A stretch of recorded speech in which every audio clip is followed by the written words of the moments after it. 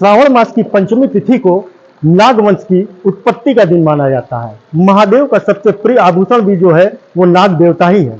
वाराणसी में जहां हम मौजूद हैं उसको नागकूप कहते हैं और पृथ्वी लोक से रास्ता सीधे जो है नागलोक तक जाता है, ऐसी मान्यता है यहाँ की।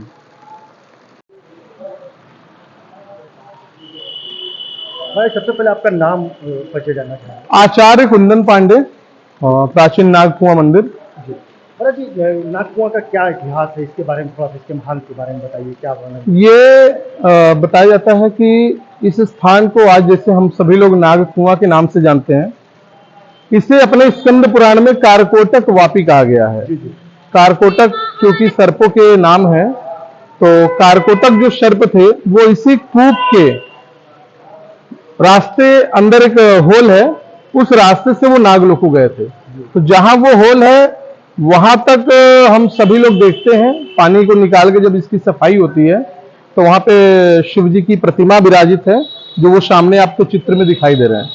तो वहां पे उनका जो अच्छा वो तलछटी मतलब नीचे तो वहीं पे वो शिवलिंग स्थापित है, जहाँ पे उनकी वर्ष में एक बार श्रृंगार पूजन करते हैं और रुद्राभिषेक इत्यादि करके फिर जब हम हटते हैं तो पानी फिर प्राय वो पानी तो निकलता रहता है मोटर के जरिए, बस उसको समय तक रोका रहता है।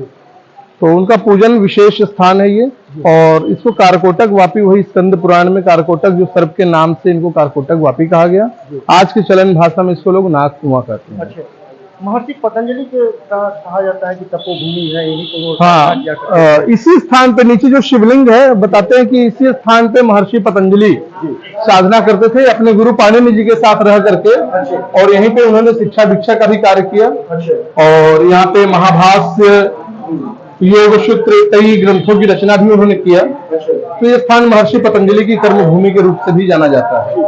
कहा जाता है कि इसके नीचे जो है 7 कूप है, उसका जल कहाँ से आता है वो किसी को मालूम। देखिए 7 कूप का जो लोग के अंदर जो धारणा है, आपको बता दें कि हमारी पृथ्वी 14 भुवन के बीच में है, 7 ऊपर है और 7 नीचे है।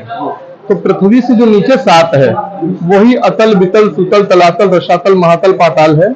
तो जो पाताल है वो लास्ट आपका नागकूप, जो नागों का स्थान है, वही पाताल लोक है, जिसको नागलोक भी कहते हैं। तो इसलिए वो मार्ग ही वही है, नागलोक तक गए हैं तो वो 7 लोक होते हुए गए हैं।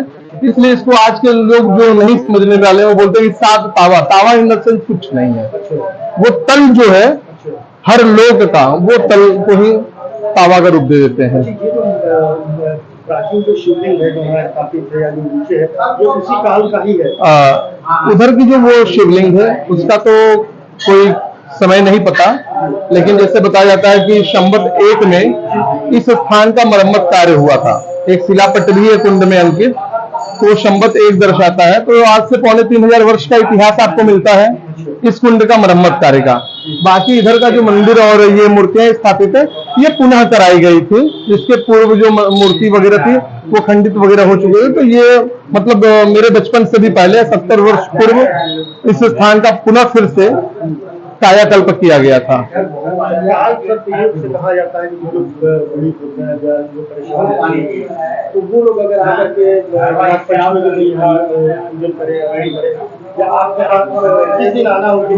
देखिए काल सर्प दोष की जो शांति है वो शास्त्रों में उसकी शांति का जो तिथि बताया गया है, पंचमी, सप्तमी, नवमी, एकादशी, पूर्णिमा, ये अन्य तिथियों पे और उसके चयनित वार भी हैं। तो आप उन तिथि उन वारों में कर सकते हैं जिसमें जो नाग पंचमी है वो विशेष माना जाता है। तो नाग पंचमी पे चूंकि काल सर्प दोष की शांति कराने से व्यक्ति को कई गुना लाभ प्राप्त होते हैं, तो इसलिए नाग पंचमी विशेष है काल सर्प दोष शांति के लिए। बाकी आप यहाँ पे उन तिथियों में पंचमी, सप्तमी, नवमी की जो तिथियां हैं उसमें कभी भी यहाँ काल सर्प दोष की शांति करा सकते हैं। शेषनाग से क्या महर्षि पतंजलि को ही शेषावतार बताया जाता है। तो मेन संबंध जो महर्षि पतंजलि का तपोस्थली होना, महर्षि पतंजलि का स्थान होना और एक दूसरा कारकोटक को इसी मार्ग से नागलोक को जाना, तो ये दोनों चीज मिलकर यहाँ नागों का मेन विशेष संबंध रहा है। तो महर्षि पतंजलि जो कि चूंकि शेषनाग के अवतार बताए जाते हैं, तो उनका ये तपोस्थली साधना केंद्र है। तो सर्पों का ये मेन सर्प से जुड़े हुए मेन स्थान है। ये हमारे हिंदू धर्म शास्त्रों में जो है 12 तरीके के नागों का वर्णन जी है।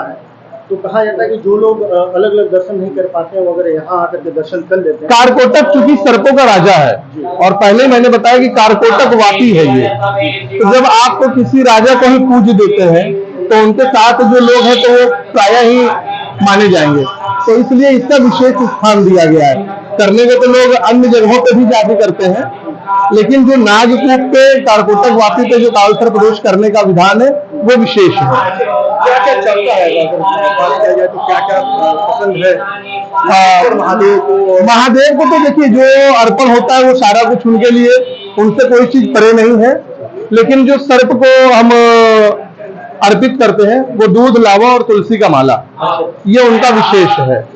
और बाकी नागेश्वर महादेव को भी वही दूध लावा चढ़ाया जाता है और यहाँ का चढ़ा हुआ दूध लावा और उसी में से थोड़ा सा जल लेके लोग कुंड में भी डालते हैं, क्योंकि ये जो शिवलिंग और वो जो शिवलिंग दोनों परस्पर एक है, क्योंकि उनका नित्य पूजन होना संभव नहीं है, इसलिए उन्हीं की प्रतिबिंब इसको माना जाता है।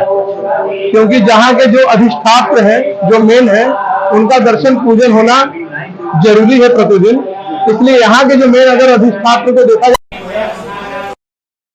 उनको क्या मार्ग सुलभ होगा यहाँ तक पहुँचने के? देखिए जानकारी तो लोग को सभी को ये मैदागिन से फिर जैतपुरा और जैतपुरा से नागकुआं, जैतपुरा में आप आके नागकुआं पूछेंगे तब भी आपको ज्ञात हो जाएगा।